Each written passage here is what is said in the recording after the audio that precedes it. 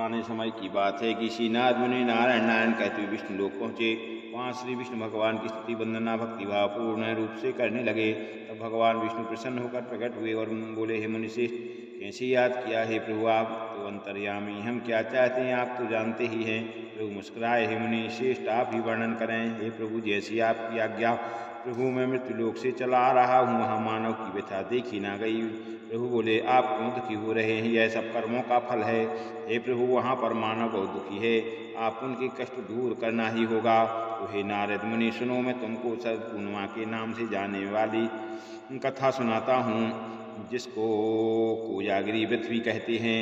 ऐसे विधि विधान से करने पर कष्ट दूर होते हैं, सो तुम ध्यान लगाकर सुनो। मथुरा नगरी में सुभद्रा नाम की पंडितानी रहती थी। वह शरद पूर्णिमा का व्रत रखती थी।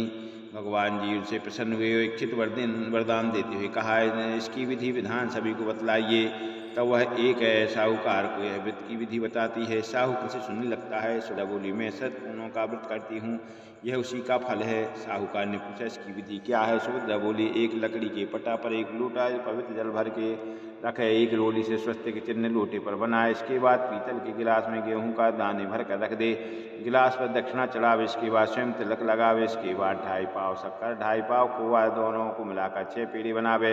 इसके बाद पूजन कर एक पेड़ा प्रभु को चढ़ावे, दूसरा पेड़ा स्वयं प्रतिदेव को ग्रहण कराए, तीसरा पेड़ा अपने मानदान को दे, जैसे भांजे भानज ननद बहन आदि को दिया जाए। चौथा पेड़ा अपनी सहेली से बदले, यदि सहेली ना बदले तो मंदिर में चढ़ावे। जो सहेली 6 माह व्रत रखे उसे ही पेड़ा दे।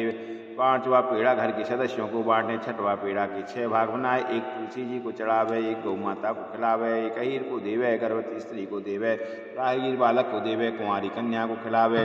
इस प्रकार 6 पेड़ा वितरण करे। लोटे में रखे जल से चंद्रोदय के समय चंद्रमा को जल चढ़ावे। घर जाकर साहूकार ने पत्नी को व्रत रखने के लिए कहा। जब उसकी पत्नी ने व्रत की विधि पूछी, व्रत की विधि समझाई, तब व्रत शुरू हुआ, जिसका फल यह मिला। साहूकार के यहाँ 2 कन्याओं का जन्म हुआ। बड़ी का नाम सावित्री, छोटी का नाम चंद्रमुखी। दोनों पूजन कार्यों में रुचि रखती थीं एवं प्रतिदिन पूजन करती थीं। दोनों यह का ब्याह संपन्न घराने में कर दिया। दोनों बहनें शरद पूर्णिमा का व्रत रखती थी। सावित्री विधि विधान से व्रत रखती रही, अतः उसे सुंदर संतान की प्राप्ति हुई। इसकी विपरीत चंद्रमुखी आधा अधूरा व्रत करती थी, जिसके कारण यह फल हुआ कि उसके पुत्र कुछ दिन जीवित रहकर स्वर्ग को सुधार जाते थे। इस कारण चंद्रमुखी दुखी रहती थी। आखिर एक दिन चंद्रमुखी एक ज्योतिषी से इसका कारण पूछती है। तब ज्योतिषी ने कहा, तुम अधूरा व्रत रखती हो, इस कारण तुम्हारी संतान स्वर्ग को प्राप्त करती है। अतः तुम बड़ी बहन सावित्री से विधि विधान पूछ कर व्रत रखो, क्योंकि सावित्री विधि विधान से पूजन करती है एवं श्रद्धा से करती है। प्रत्येक वर्ष की शरद पूर्णिमा फिर आई। चंद्रमुखी फिर अधूरा व्रत करती, जिसका पुत्र फिर मृत्यु को प्राप्त हुआ। चंद्रमुखी ने अपने मृत पुत्र को पटा पर लेटा दिया, जिस पर वह पूजा करती थी। संयोग से प्रभु इच्छा से उसकी बड़ी बहन सावित्री उसी दिन घर पर पधारी। उसने तुरंत प्रभु का नाम लेकर मृत बालक के सिर पर हाथ फेरा तो जीवित उठा। चंद्रमुखी खुशी से नाच उठी।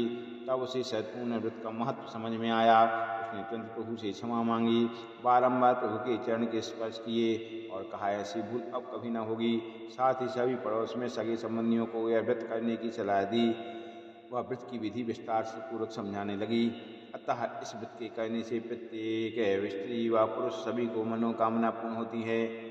बोलो लक्ष्मण भगवान की जय हो। चंद्रदेव जैसे चंद्रमुखी की इच्छा पूर्ण हुई, वैसे सबकी इच्छा पूरी करें। बोलो लक्ष्मण भगवान की जय।